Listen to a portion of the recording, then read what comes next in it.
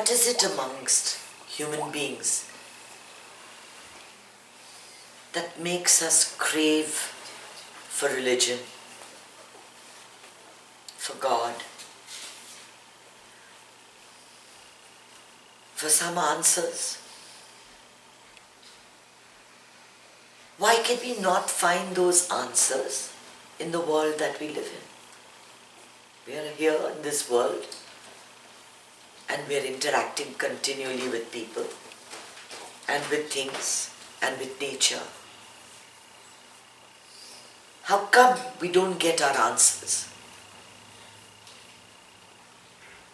What is it that makes you realize that you are not in control?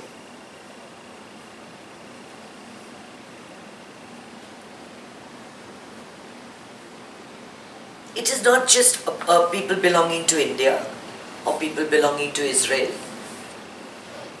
Those, of course, were the epicenters of spirituality. The Middle East, Israel, Persia. That was where all the thought arose. And of course, India. But every part of the world, there was worship at some level.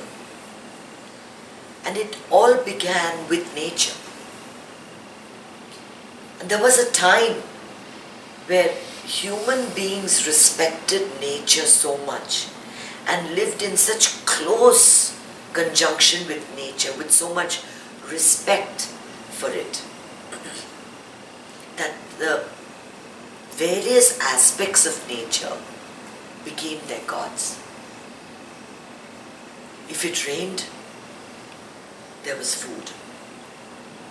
If there was no sun for several days, the sun was covered with an eclipse, it was the end of the world. Because without the sun, nothing can exist. They understood that long ago. They worshipped volcanoes and trees. Why do we need to worship anything? What is it in us that makes us put someone in a position of superiority? Fear. Fear. What else? I think just understanding that there's Education. Something higher when we don't Education. know the answers. Education. But why do we need to put someone else in power? Why are we looking up to something? What is it within us that we can't handle? Why are the answers not coming in this world? Feeling of loneliness, maybe. Helplessness. Helplessness, Helplessness. loneliness, Insecure. insecurity. There are a lot of factors that made man create a God in his own image. In his own image. And the funny thing is that in various religions, you read that people have visions of God. That I saw Jesus, and I saw Devi, and I saw Jehovah,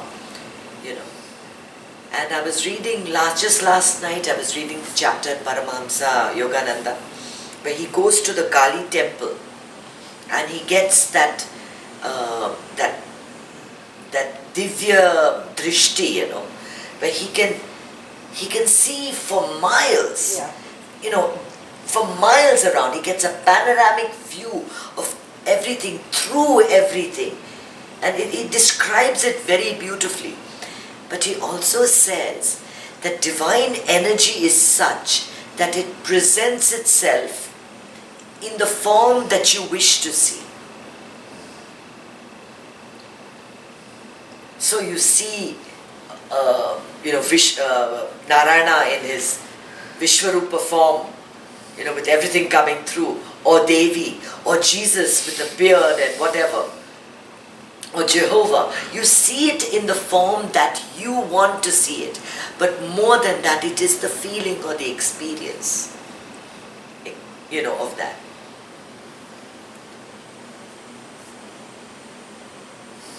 very long ago, our seers, our ancient seers realized that at a very basic level, for people to have some time to give their minds a rest, to lessen their burdens, to make their lives a little easier, there's religion.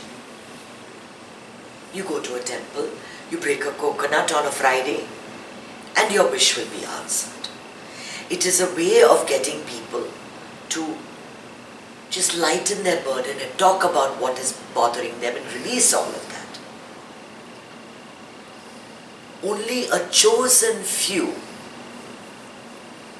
picked the higher path, the path of yoga, the path of union. Yoga is not just asana. Yoga means union with the divine. So yoga and Kriya Yoga that you hear of from Yogananda, he's not talking about doing exercises. He's talking about union with the divine, and that comes with an inward journey. And it comes with the grace of his master. What a great master he had. So that takes you to a higher level when you realize that this divine consciousness, this God that we talk about, this divinity that we talk about, is everywhere. Is everywhere, and very few people get a glimpse of it. I'll give you two small examples. Swami Vivekananda was an atheist. Narendranath was his name. He was 19 years old. And at that time in Calcutta, there was a madman called Ramakrishna who used to rave and rant in the Kali temple and sing the praises of the Lord, half dressed, half shaved, not even taken care of, eating when he could, always in bliss. And many times, mad people that are so realized and so divine, they are like fools to others because they need nothing. We live in a world where everyone wants, to have a good life, make lots of money, do well, have children, wear great clothes. And here is this man sitting in the Kali temple, and people used to talk about Ramakrishna as a great siddha, a great sadhu, a great saint. But Narendranath didn't believe it. And he came with a few other boys for darshan. And Ramakrishna took one look at him and he recognized him. He pulled him aside and simply touched him. And in that 1 minute, 1 second, he had the what we call nirvikalpa samadhi. That's the Sanskrit word. It's a kaleidoscope of everything. Just lights and the cosmos and everything coming together, and a feeling of what it feels like nirvana. It is said, my master will always say, why are you all so after lust? That experience of a climax is nothing compared to this experience of nirvana. Nothing. It's, you need 1 million of that to experience that feeling of nirvana. And it was so overwhelming, he collapsed. He woke up several hours later. And then after his master was not there, then he goes back. And the enlightenment, the truth, was like that. He died at 37, Vivekananda. But before that, he brought this religion to America. He spoke at the Chicago Conference of Religions. He packed everything into 20 years, less than 20 years. What an amazing story that is. The next one I'll tell you is that of Eckhart Tolle. It happened in an opposite way. It wasn't a guru that gave him that experience, but his own feeling of dejection, depression and helplessness. When everything became so overwhelming. There was no room for any more emotion, there was no room for any more thought, and it bottomed out. Everything cleaned out. And when the absence of thought, he passed out too, he fainted. And then when he woke up, he looked around him, and every leaf was like the size of a giant painting. For weeks he sat on a park bench, just in awe of life. And those people become the leaders. Very few, very chosen become the leaders. So meditation and spirituality is not popular with the masses. Why? They are okay going to church on Sundays and listening to a sermon. They are okay going to a temple and going round and round. That gives them the satisfaction they have not reached the state of evolution when they feel the presence of the divine within. When you meditate, you bring the presence of consciousness into yourself. Divine Brahman, all that is there, and you get that sense of empowerment to live this life effortlessly, to have a smile on your face each day, because you know that no matter what happens, no matter where you go, no matter what you do, you are the divine. What more can you have? You don't need the support of one more person.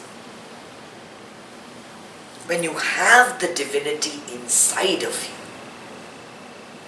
meditation is not for anyone and everyone. Meditation is not for the skeptic. To meditate is to have faith. To have faith that there is an orchestra playing out there, and you are tuning yourself to that frequency. And when you tune yourself to that frequency, it's almost as if you orchestrated everything, because things just fall in. They fall in. Everything is fine. Things that bothered you bring a smile on your face. Problems are challenges. Life is an adventure. So if you have picked to follow this spiritual path, you must consider yourself highly privileged to be born into this culture of such supreme knowledge is such a privilege. Most people don't have any idea what hidden knowledge is there in our culture, in our books, in our spirituality, in our tradition. And even if we spend every minute of every day trying to explore it, we won't even scratch the surface. It requires lifetimes. But my master would always say, Guruji will always say, don't go to a car dealership and then try an Audi, then try a Mercedes, then try a Alfa Romeo, and everything takes you 1 kilometer here, 1 kilometer there, and you're back. Pick a car and start on your journey. Start on your journey. You are very, very privileged. Focus on self rather than ritual. Bring that discipline into your own personal sadhana. That each day you spend with yourself in that silence, touching that source, developing that centeredness, developing that strength, So you move further and further each day, effortlessly, effortlessly. Life just gives and gives and gives. And yes, there are problems, because the more you are connected to the divine, the more the divine wishes for you to grow. You will never grow in good times. You will never grow without adversity. So the adversity is thrown at you and you face it with a smile and say, come on, come on. You want to see what I can do? You want to see what I'm made of? I can take you and I can take your father. You know how the kids always say, my dad's better than your dad. I was thinking about how Lavanya always used to fight and say that my father can beat your father. Although he's never beaten anyone in his life.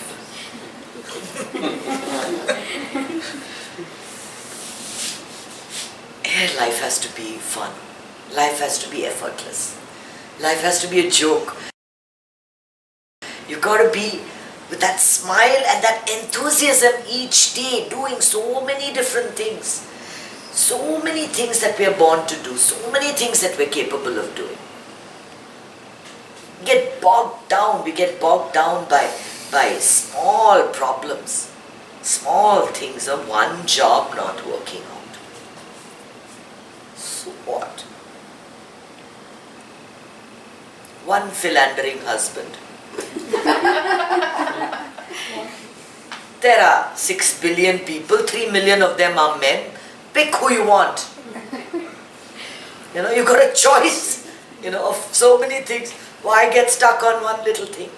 The thing is that when you go into your source, when you go inside yourself, nothing matters. It's all cool.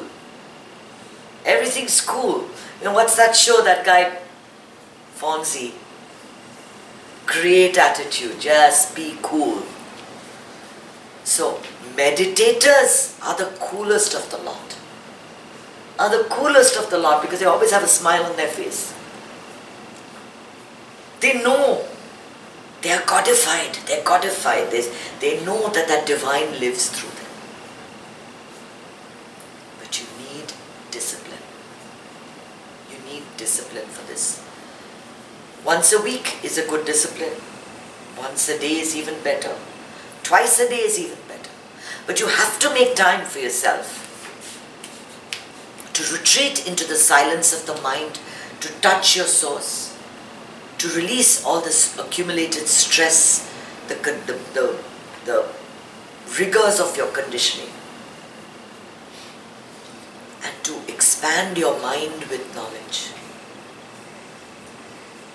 Expand your mind, watch the videos, read the books, millions of great saints out there. But pick a path and start your journey.